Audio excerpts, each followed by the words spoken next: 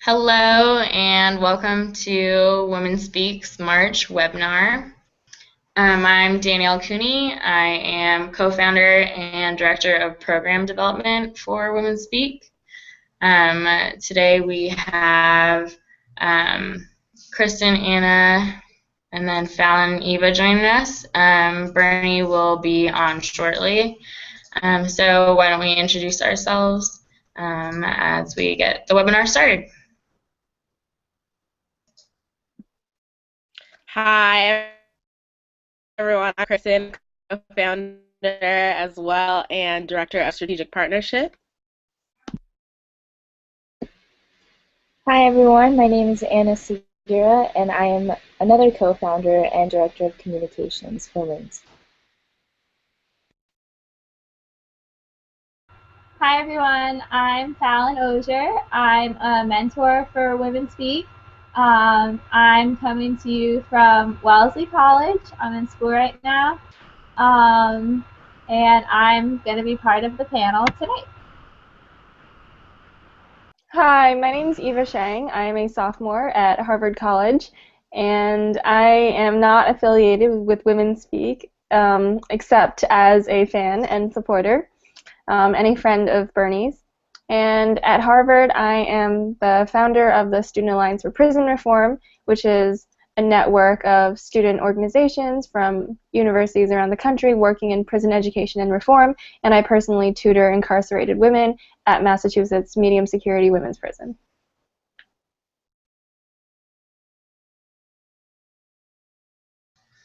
Awesome, thank you. Tonight, unfortunately, we do not have Azure joining us. She is away because of illness, so positive thoughts sent your way, Azure. So based on our theme for tonight, well-behaved women seldom make history, a quote that is well known, at least in my book. That's going to be what our discussion is based off of. Just to note that the Q&A sidebar is up and running, so submit questions as you have them, and we'll take them on a rolling basis.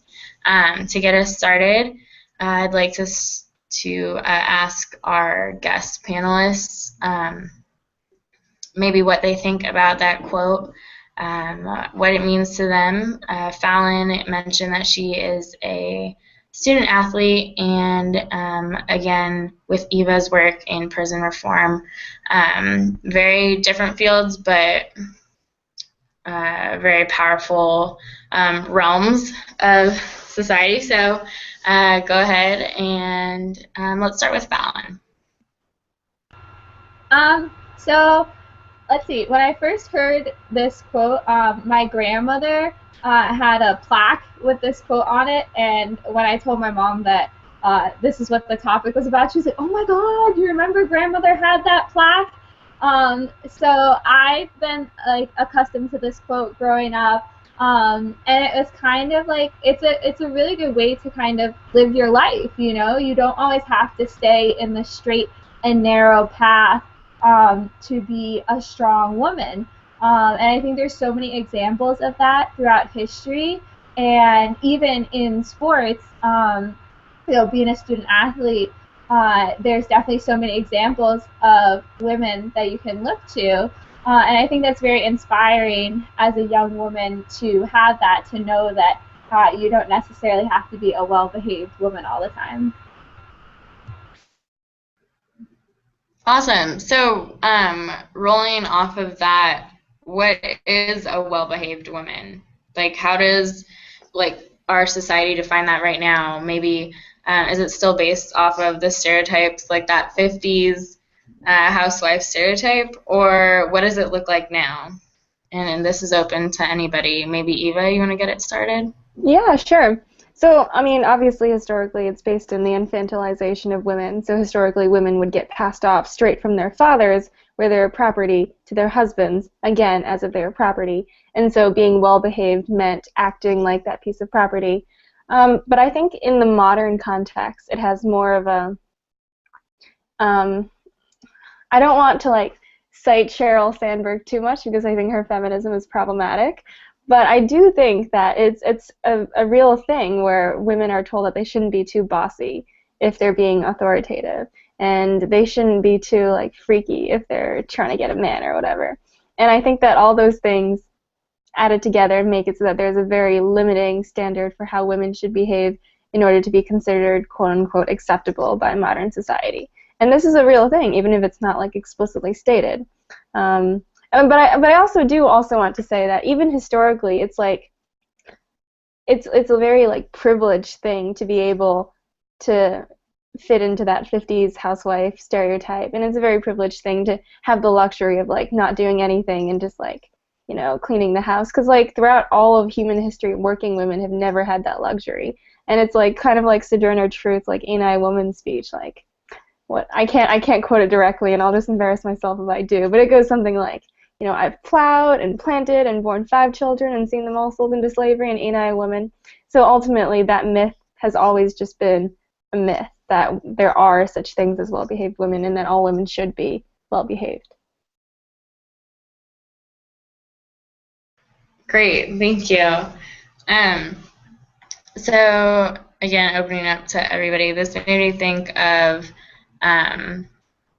recent female leaders in and out of Hollywood, but of course the ones we hear the most about are the Hollywood stars. So Beyonce immediately came to mind with I'm not bossy, I'm the boss.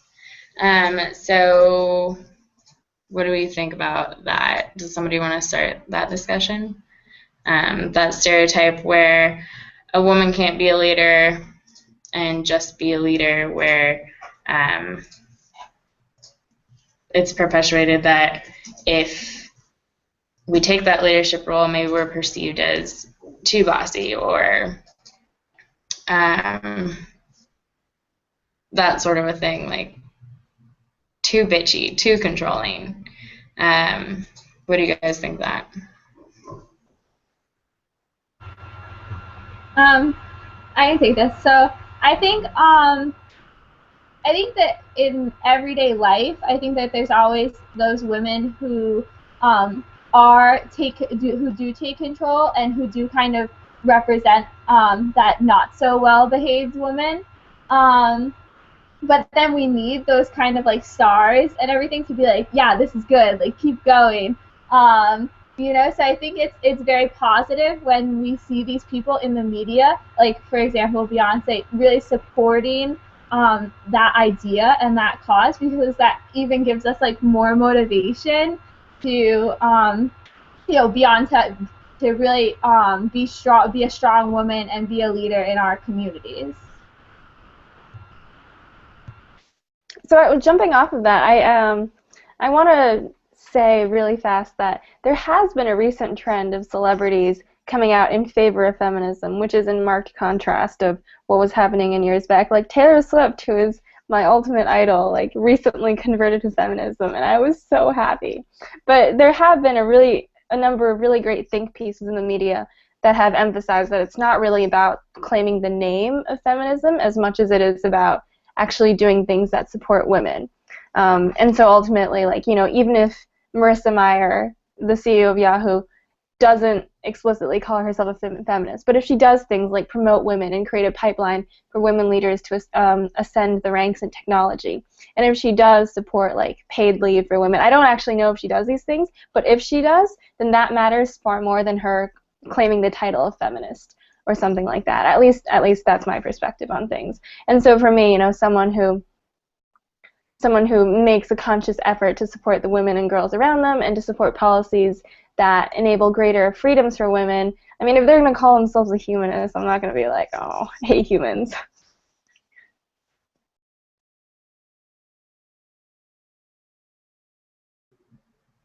Yeah, I actually completely agree with that. Where it's something that it's intimidating to identify with that label, because it's now more known as the F word, right?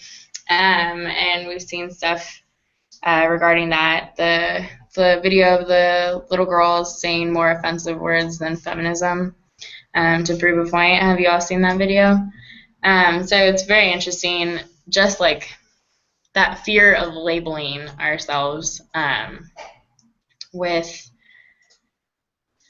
a really, really misinterpreted term, which like by definition should just be centered around equality. It is a humans issue. It is about humanity and not about it's not mutually exclusive between men and women. It's and that's something that's being brought up more and more as the conversation continues. So it's, I don't know, I'm really glad you brought up that point.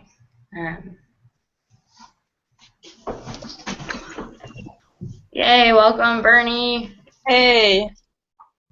Okay, so we were just talking about the difference between women being bossy and the boss, and that stereotype has been perpetuated. Feel free to jump in with your own take on the quote that we have as our theme today, because we've already had some really great answers from our panelists. Cool. Oh, do I jump in? Yeah, go for it. Okay, wait. Wait, repeat the question one more time.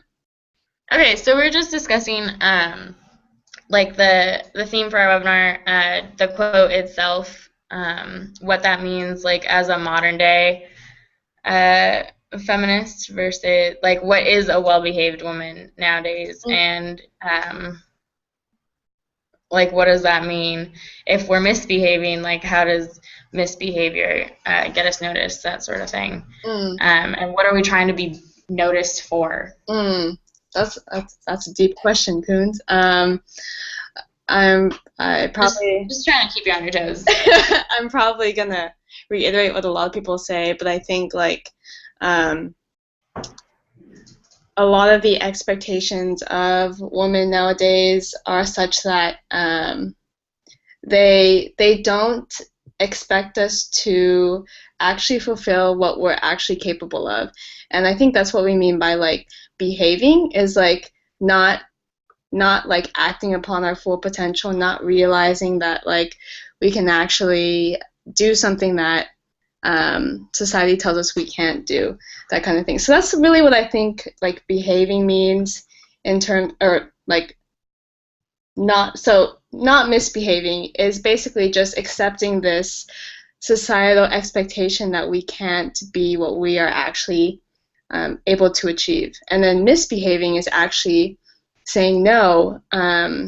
We actually are able to, we as women, as people, as individuals of different backgrounds and identities are able to actually be who we want to be despite of what a lot of society tells us. So that's what I think.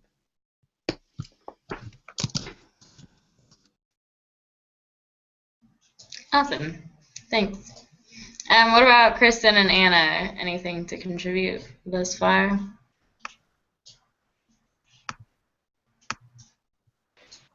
I just want to apologize. I'm really sick right now, but I will try and construct concise sentences. But let's see. I went to a talk this past week. It was called Feminism in an Age of Empowerment. And she's a professor at USC, and she talked about how within the past couple years, feminism has grown to be accepted a lot more in our classrooms, and the fact that the F word is being less used as like the F word. But she said that the fact that we still have complications with defining what feminism is shows how there is still inequality based on that. We should be able to say feminism without defending ourselves. And I think that goes along with the lines of well-behaved women seldom make history. It's saying how, like, why do we have to behave to make history? Like, what we do shouldn't be considered behave. Um, I don't even know if I'm making sense right now, but that's, I guess, my 2 cents. How about you, Kristen? Sorry, I'm sick too, so bear with me. But I agree with everything everyone said. I think that in this time, it's kind of getting a lot of hype because just just the titles on a lot of things. So I feel like feminism has been something that has just kind of like been something that's already like not a way of life, but a way of thinking that I have already been used to, and the fact that I have equal opportunities as far as all the things that I'm concerned with, and well, not, but we're striving towards it. And ideas and thoughts of things and the things that I can accomplish. I think that it's a mindset in addition to a way of living. So yeah, that's. So thinking about that, I actually have a question for Fallon. So Bernie, Anna, Kristen, and I came from an all-girls high school, and then went into a co-ed environment. Could you talk about maybe because Wellesley is an all-girls school, right? So did you come from an all-girls high school background, or was it co-ed? How has that changed? What is that environment like, and like with regards to what we're talking about? Yeah, so I came from a co-ed high school into an all-girls college, and it's not something that was like when I was looking at colleges, I was not super. I didn't really care whether it was all girls or co-ed. I had experienced the co-ed. I had never experienced all girls, but I've been on a lot of teams and stuff, so I figured it'd be good. But then getting here, it opened me up to so many new things. I learned new things about these women every day, just of what they're capable of and what they've accomplished. It's really amazing. Especially when you hear from like alums and stuff here, you're like, are you kidding me? Like, this is what these people are doing. So it's just very empowering to be at this kind of education level and be with all these really confident and inspiring women. And it makes me confident for the next several years for women if we have strong women like the women that I meet here at school, and then of course the people who I meet through Women Speak, and just people who are passionate about feminism all across this country. I really think that we have a good, strong base here, and that we can only continue to grow from here, based off what I've experienced here at Wellesley and being a part of this organization.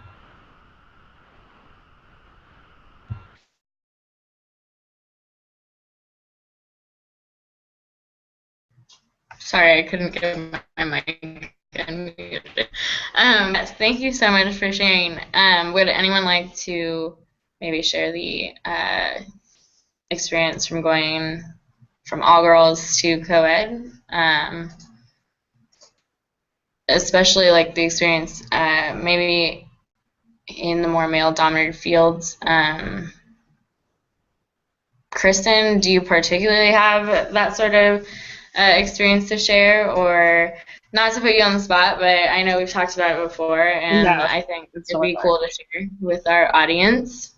Yeah, so going from an all-girls environment to a co-ed university, and more specifically a male-dominated field of architecture, which is my major, it's been definitely challenging because I've seen like females around, I don't know, just not have as strong of a person. Well, I guess I'm a very strong-willed person, but like as strong as a personality as far as, like guys will tell you to shut up and that you don't matter, and it's just kind of like I'm not one to get offended or anything. I'm just like, are you done talking? Because I have something to say. So it's really just having that all-girls background has given me a confidence that I guess I couldn't have got anywhere else, and I think that really helped as far as even in like the further I go in my career. I think that's definitely going to be a large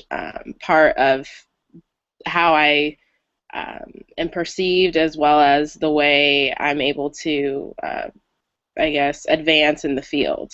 So, yeah. Thank you for sharing. Again, sorry to put you on the spot, but I think it's important to recognize that a lot of fields can be intimidating to go into because of that male-dominated aspect. But it shouldn't ever be a deterrent. It makes me think of that tweet that, what is her name? Hermione. What's her name? Emma Watson, that she responded to. If she's watching this, I am so sorry. But you know the one I'm talking about, where it's like my dad says that I can't be an engineer because girls can't be engineers. Like, how do I like respond to that? And then she's like, well, be an engineer. So I don't know. It's just, it's just. I'm going to stop talking now, and I'd like to turn it over to Eva. Could you talk more about your work with SAPR and why it's important for women to be involved in prison incarceration? Yeah, of course. So I actually hadn't thought about this in these terms until fairly recently, but prison reform, especially for incarcerated women, is actually a huge reproductive justice issue. So if you think about it, you have all of these women of color who are in their prime childbearing years, who maybe really want to have children, and they're in a setting where it's absolutely impossible, and if they are pregnant, then they get put in these awful situations where they're either often there have been cases of shackling, or they're forced to deliver children and have them immediately taken away after birth. And that's a reproductive justice issue that people don't often think about, and especially since women are the fastest growing demographic of the prison population. So it's so important that as the epidemic of mass incarceration intersects with feminism, that the feminist movement try to take this as its cause. Now I've actually spent a lot of time thinking about why mainstream feminist organizations don't often engage with incarcerated women. And so some there have been blog posts from the NOW about shackling and things like that, but it's always specific instances, and it's never trying to address incarcerated women as a whole.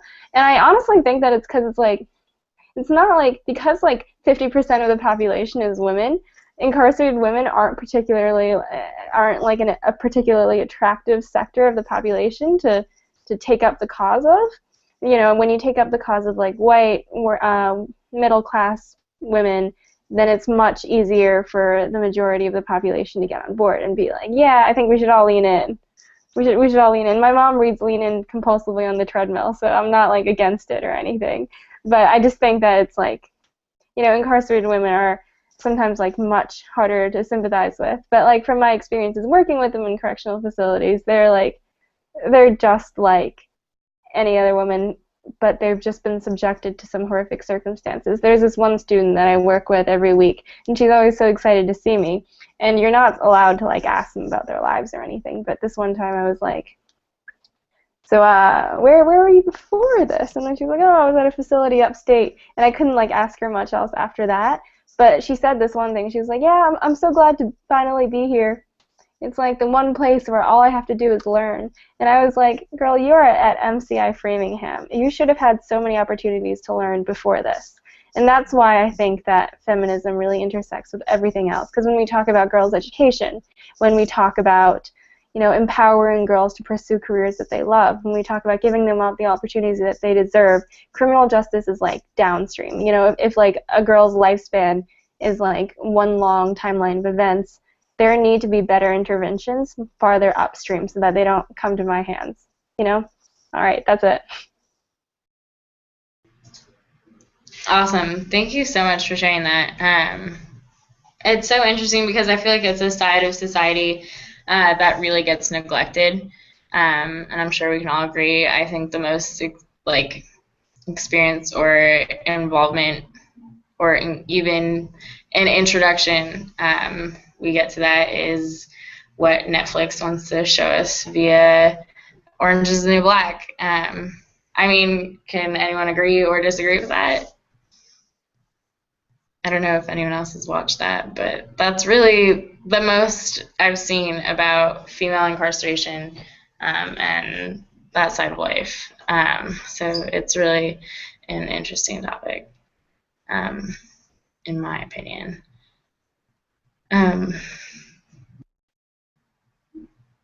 There was something I was going to say. Oh, yes, I remember. Okay, so again, as we're halfway through this webinar or kind of getting towards the end of it, I want to remind our viewers that you can submit questions at any time, and we will answer them on a rolling basis. So go ahead anytime. With that, would anyone else like to share an experience or a thought on this?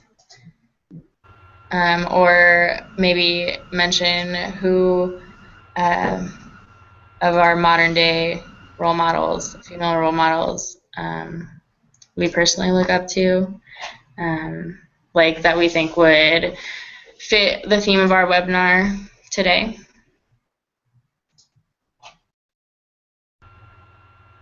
I just want to see really quickly. I'll answer that question, but then with what you were saying, like it's interesting with this whole like well-behaved women thing, and then women in prison. It's like, well, they don't really fit the stereotypical idea of a well-behaved woman. So it's just interesting, just like to think about well-behaved women seldom make history, and these women, are in prison. They defy kind of our idea currently today of a well-behaved woman. So it's kind of like, what history do they have to make, and how will we find out about it? That's just my thoughts after what Eva said, which was really good. But okay, so to answer the question, what women do we look up to who kind of fit that idea? I guess right now, actually, this is very current to me, but I'm reading a book about the first woman to officially run the Boston Marathon, and it's her autobiography, and she ran it in the late 60s. And women had run it before then, but they had never had like a bib number. They were never legit in the race. And this woman did it for the first time, and she she kind of got in. She signed up for it, and she used her initials, so no one really knew who like she was or that she was a woman. And actually, there's like a famous picture of her getting pushed. The race director tried to push her out of the race on the day of the Boston Marathon. So she's like running along, and this like big guy comes and tries to like push her away. And one of the guys who she was running with kind of pushed him away. And but it was like this famous picture. And she was basically like the champion for women's long distance running, because before that there had never been any woman to run that far distance. Like they thought that it would affect women's like ability to give birth, their ability to get married. They thought they were gonna like turn into men if they ran this kind of distance. And this woman kind of like stepped out and said, no, first of all, that's not the case. And second of all, you should really recognize us and let us run these races, because we can show you how talented we are.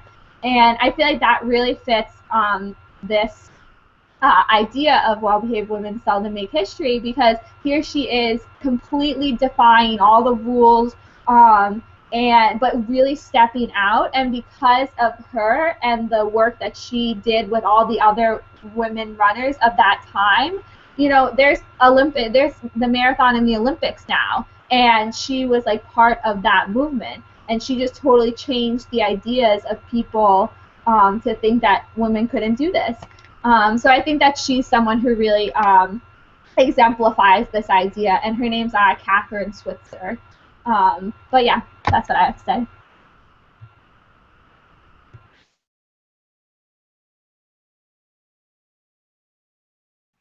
With that, I recently got the opportunity to see or to hear, kind of have like a Q&A with Nobel Prize winners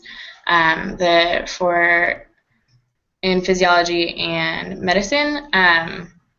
And one of the winners is a woman who, well, initially the most I saw like on Facebook was how she used, or she had their finding embroidered onto her gown when they received the prize.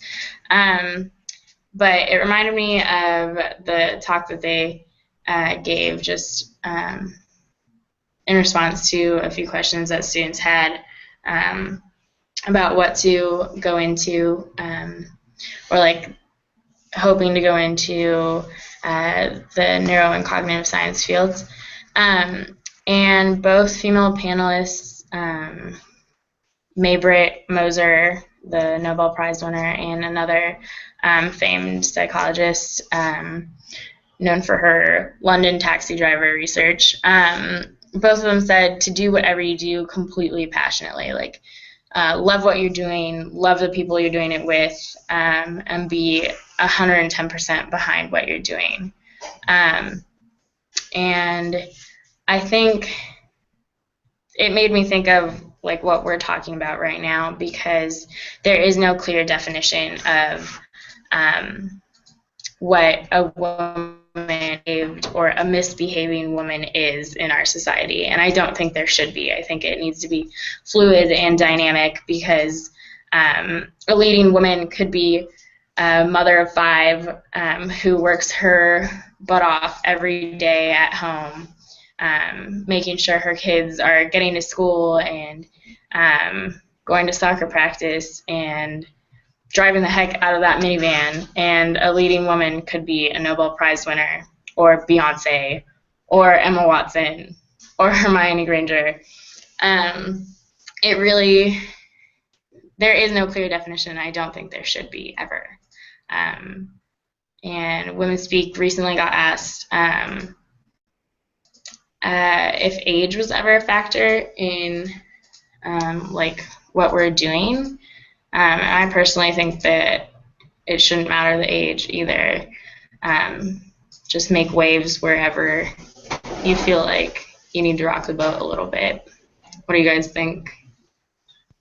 Yeah, I want to expand on that too. When we got asked that question, it was very interesting, and I was in a conversation with a friend, and I feel like we're at this point in our historical trajectory where, like, you can literally be anyone and start anything, and be a huge influence on the people around you.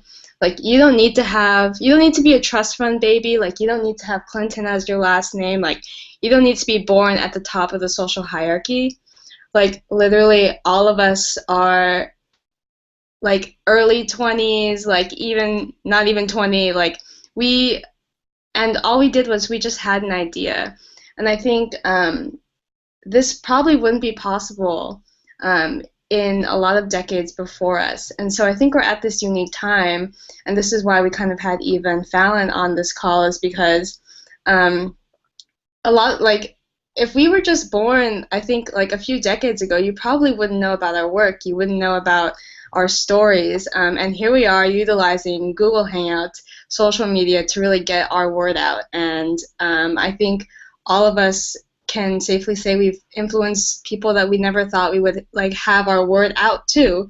So I think it's just something to consider about the power of youth today. It's a very optimistic trajectory if you're really passionate about an issue.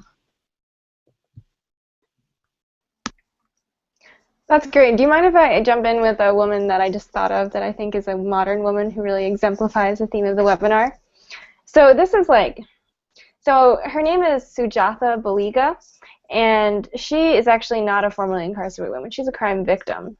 And the reason that I think she exemplifies this so well is because she defies both the standard, the victim of a sexual assault or sexual abuse, and both ideas of how they should behave, like the patriarchal society idea that you should just like, you know, never talk about it and remain in silence, but also sort of the mainstream feminist idea that you should be like really angry and like condemn it and just like hold on to that anger for the rest of your life, because she's an advocate for something called restorative justice. So she actually, her journey has been she's like documented in several places, and you know, into her 20s she held on to this, you know, anger, and she found herself completely, you know, at her wit's end as to like what to do with it. And so when her boyfriend went to India, she also went to India, where she went and stayed with Tibetan monks for like 6 months. And it was there that she heard all these stories about, you know, having their families killed by the invading Chinese army, and she asked them how they managed to still go about their lives, and they said forgiveness. And then she actually met the Dalai Lama, and she told the Dalai Lama her story, and the Dalai Lama said, okay, I'm going to give you 2 pieces of advice. Number 1, meditate. And number 2, try to let go of your anger. And she said, well, I can't do that. And the Dalai Lama patted her knee and said, okay, just meditate then. But then she ended up, when she came back from her stay at the edge of Tibet and India, she found that she really had come to this like greater understanding of what it means to be just a human walking around this earth in a world where we hurt each other in so many ways. And now she's an advocate for restorative justice, which is, if you haven't heard about it, the idea that a crime victim and a crime perpetrator can sit down in a room and come to some sort of greater understanding of each other, which is, on one hand, terrifying for the perpetrator of a crime to come face to face with the pain and hurt that he or she caused, and also it can be a mutually healing process. And so I think her approach to justice is something that I really admire. And for me, like, I'm the sort of person where, you know, when I get really mad about something, I just can't sleep. I'm just like so angry. And to imagine that kind of like strength and being the bigger person and in embracing the qualities of love and humanity and almost a sort of a divine providence in things, that's something that I really admire. And I think that she defies the definition of well-behaved on so many levels that I just can't even articulate it.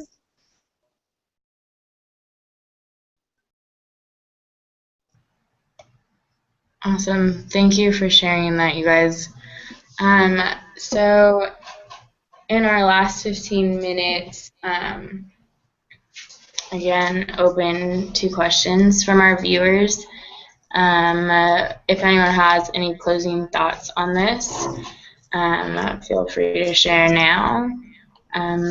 Otherwise, I think it's safe to say this has been an awesome discussion. I think I've learned a lot.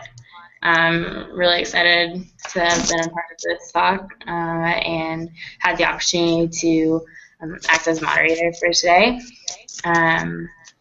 So anybody have some parting thoughts? Or maybe questions that we could ask the audience, questions we could pose to our audience? Or maybe even questions to leave them with as parting thoughts.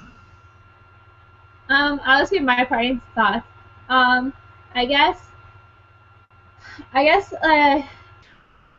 what we've talked about so far about is there really a definition for today's well-behaved women? And I think that's something that our viewers could think about as they move forward.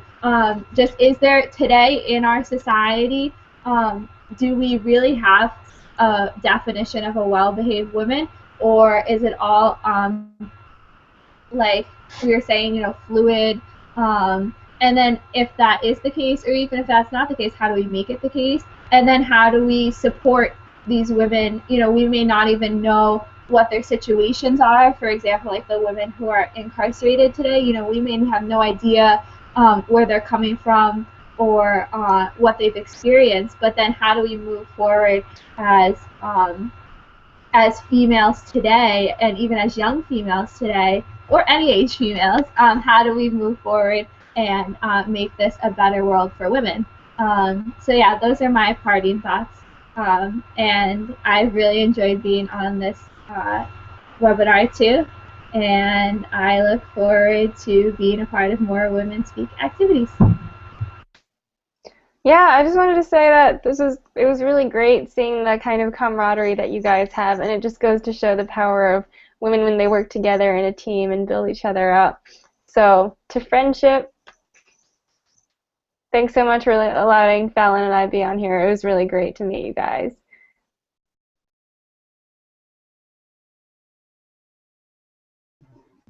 Well, thank you both so much. I know that we've all been really excited to have you on our webinar when we were planning this, and you guys did an awesome job today being the stars. So, want to speak? Anybody else? Not on the topic, but just as some updates on Women Speaks End. So for all the viewers in Los Angeles, Women Speak will be there at UCLA on April 18th, right, y'all? April 18th. We are keynoting at the Bruins Empowered Today, Tomorrow, and Yesterday conference, and we have 50 tickets to give to non-UCLA students. And we're hoping to talk to Betty and see if we can have our talks and workshops be filmed so that they could be shared with you all. And we also are preparing for our leadership conference this summer in Los Angeles, and we really need your feedback. We want to make it an awesome conference, so if you can, please give us some feedback, and that can be found on our Facebook page, facebook.com/WomenSpeakTeam, or on our website, womenspeakteam.org. And then, again, we have awesome programs. Fallon is a Women Speak mentor, so if you want to talk to Fallon about, what she's involved in, definitely send us your email, and we could direct your contact to her. And if you want more information on what Eva does, I go to school with her, so I can definitely put you in contact as well. But like Eva said, we are here to support women who are doing amazing things. So if there is any woman out there, or any individual really, doing awesome things on behalf of equality, gender equality, whatever, we would love to have you on our webinars. And so, yeah, thank you. And claps to Cooney for being our moderator. Yay! That was awesome. Anyway.